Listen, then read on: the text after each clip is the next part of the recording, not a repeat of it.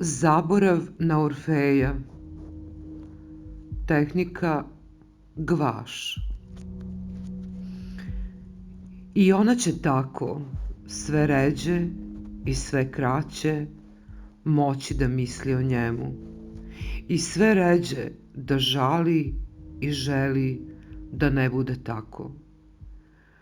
Kao da je ta iskrenost i predanost bila potpuno sagorela i kao da više nije mogla da rasplamsa ni ono malo žeravice koja se skrila negde u nekom prigušenom, zagasitom ugarku predodređenom da se ugasi sam od sebe.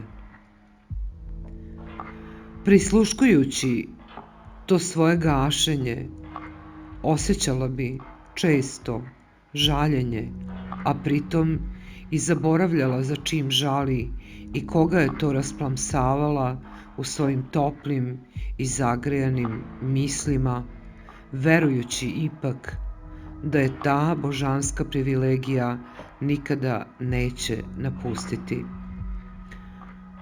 Zaboravljala je ko je to mogao biti i da li je uopšte bio, i znala je da ničega više neće biti, jer je to trajanje prošlo i nestalo i pre no što je i započelo.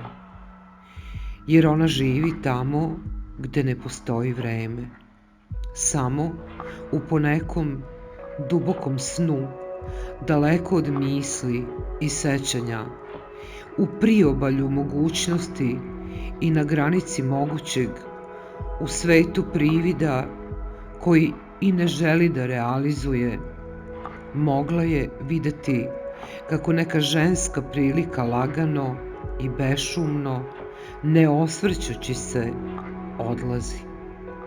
Odlazi bez sećanja na ono što joj ostaje iza. I ne pokušavajući da se seti, jer je snaga zaborava kao dugo koračanje kroz tišinu, kroz jednosmerni lavirint, iz kog se izlazi na nekoj sličnoj, možda istoj, ali neprepoznatljivoj strani. Možda je to taj isti predeo, prostor kojim je dolazila, ali sada potpuno nepoznat, nov, svetao, beo. Znala je to, bez osvrtanja, ne pitajući se i ne znajući mesto na kom živi ili počiva.